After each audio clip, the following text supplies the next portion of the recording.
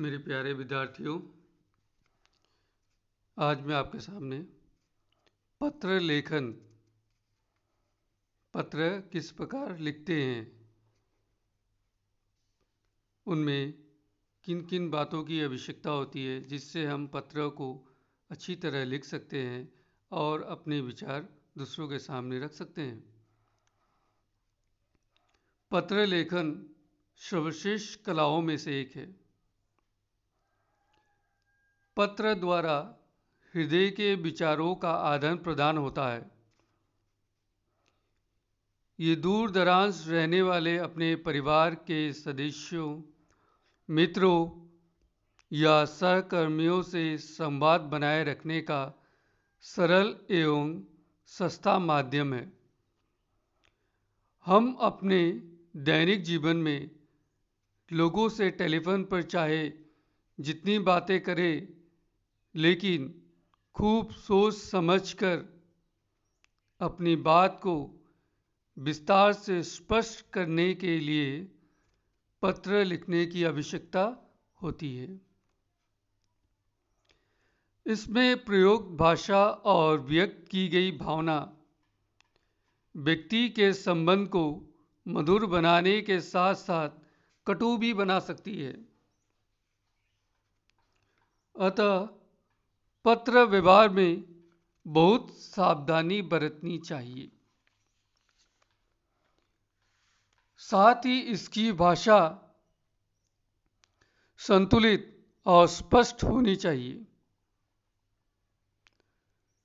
हर पत्र में अपनी बात स्पष्ट करने के साथ साथ कलात्मक तरीके से दूसरों को प्रभावित करने की कोशिश भी की जाती है। कोई पत्र तभी अच्छा और सार्थक कहा जाता है जब वो पढ़ने वाले के मन पर अपना प्रभाव छोड़ जाए। पत्र में हमें शब्दों को सोच समझकर प्रयोग करना चाहिए, क्योंकि जिस प्रकार धनुष से छूटा तीर वापस नहीं आता, उसी प्रकार पत्र में लिखे शब्दों को वापस नहीं लौटा सकते। पत्र की उपयोगिता हर काल में रही है और रहेगी। मोबाइल फोन और संचार के अन्य साधनों का विकास होने के बाद पत्र लेखन प्रभावित हुआ है, पर इसकी महत्ता सदैव बनी रहेगी।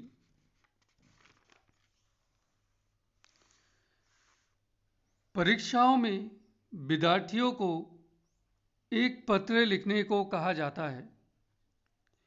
इसमें परीक्षक का दृष्टिकोण ये देखना होता है कि विद्यार्थी किस प्रकार पत्र लिखता है। पत्र का महत्वपूर्ण अंश उसका प्रारंभ और उपसंहार होता है। विद्यार्थी को इन्हीं अंशों में कठिनाई होती है। बीच के भाग में तो वे बड़े आसानी से अपने विचारों को लिख सकते हैं। आप लोग पत्रों को रटो नहीं, बल्कि उसकी अपेक्षा पत्र लेखन को ध्यान से समझो कि पत्र का आरंभ कैसे करें और उसे समाप्त कैसे करें। पत्र लिखते समय इन बातों का अवश्य ध्यान रखें। सरलता, पत्र सरल भाषा में लिखनी चाहिए। भाषा सीधी, स्वाभाविक व स्पष्ट होनी चाहिए। अतः पत्र में व्यक्ति को पूरी आत्मीयता और सरलता से उपस्थित होना चाहिए। स्पष्टता, जो भी हमें पत्र में लिखना है यदि स्पष्ट सुमधुर होगा तो पत्र प्रभावशाली हो। सरल भाषा शैली, शब्दों का चयन, वाक्य रचना की सरलता पत्र को प्रभावशाली बनाने में हमारी सहायता करती है। संक्षिप्तता, पत्र में हमें अनावश्यक विस्तार से बचना चाहिए। अनावश्यक विस्तार पत्रों को नीरस बना देता है। जो चीज़ लिखना है उसी पर ही ध्यान देखना है। जो चीज़ ज़रूरत नहीं है उससे नीरस यानी पत्र की रसता खत्म हो जाती है, लोग पढ़ते नहीं हैं। शिष्टाचार पत्र, आयु और पद में बड़े व्यक्ति को आदरपूर्वक और छोटों को स्नेहपूर्वक पत्र लिखना चाहिए। शिष्टाचार के अनुसार अगर कोई छोटा है तो उसे प्रेम से, स्नेह से, और कोई बड़ा है तो उसका आयु और पद के अनुसार उसका आदरपूर्वक लिखना चाहिए। पत्र की आकर्षकता, पत्र का आकर्षक और सुंदर होना भी उतना ही महत्वपूर्ण होता है। पत्र में घिसे पिटे वाक्यों का प्रयोग से बचना चाहिए।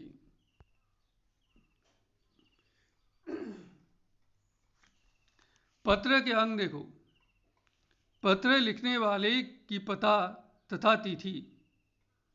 आजकल ये दोनों पत्र के ऊपर बाएं कोने में लिखे जाते हैं। विद्यार्थी को ये ध्यान रहे कि परीक्षा में पत्र लिखते समय उन्हें भी ऐसा कुछ भी नहीं लिखना चाहिए जिससे उनके निवास स्थान, विद्यालय आदि की जानकारी मिले। पाने वाले का नाम वह पता प्रेषक के बाद पृष्ठ की बाईं ओर ही पत्र पाने वाले का नाम वो पता लिखा जाता है। विशेष संकेत, औपचारिक पत्रों में ये आवश्यक होता है कि जिस विषय में पत्र लिखा जा सकता है उस विषय को अत्यंत संक्षेप में पाने वाले के नाम और पते के पश्चात बाईं ओर से विशेष शीर्षक देकर लिखे। इससे पत्र देखते ही पता चल जाता है कि मूल रूप से पत्र का विषय क्या है।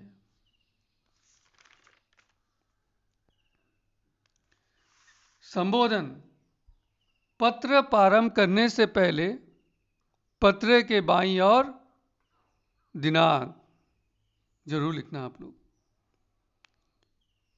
अभिवादन, निजी पत्रों में बाईं ओर लिखे। संबोधन शब्दों के नीचे थोड़ा हटकर संबंध के अनुसार उपयुक्त अभिवादन शब्द सादर, प्रणाम, नमस्ते, नमस्कार आदि लिखा जाता है। लेकिन आप लोग एक बात पर ध्यान देना कि व्यावसायिक एवं कार्यालय पत्रों में अभिवादन शब्द नहीं लिखे जाते। पत्र की विषय कैसा होना चाहिए? अभिवादन से, वस्तु अभिवादन से अगली पंक्ति में ठीक अभिवादन के नीचे बाईं ओर से मूल पत्र का प्रारंभ किया जाता है और इसके बाद पत्र की समाप्ति कैसे करते हैं?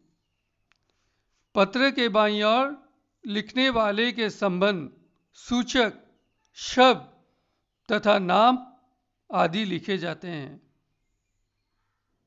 इनका प्रयोग पत्र प्राप्त करने वाले के संबंध के अनुसार किया जाता है।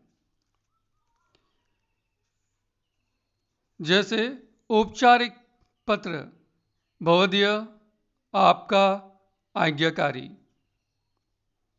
अनौपचारिक में तुम्हारा, आपका, आपका प्रिय, स्नेहशील, स्नेही आदि।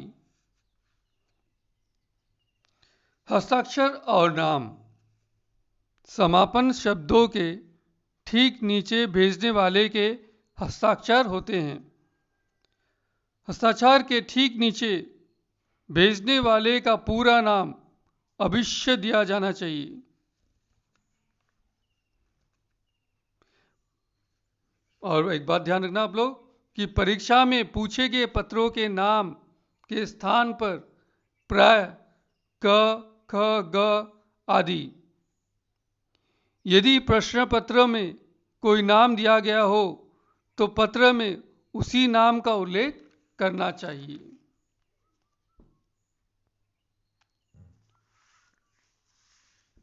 पत्रों के प्रकार। पत्र दो प्रकार के होते हैं। कौन से दो?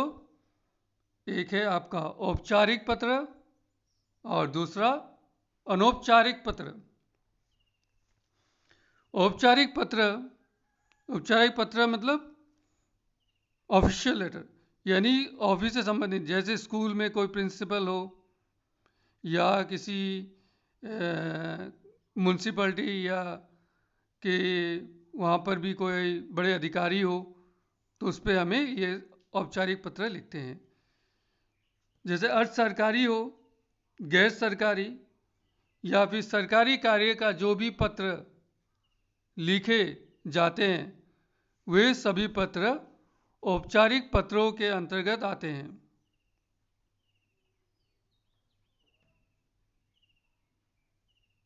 अनौपचारिक पत्र।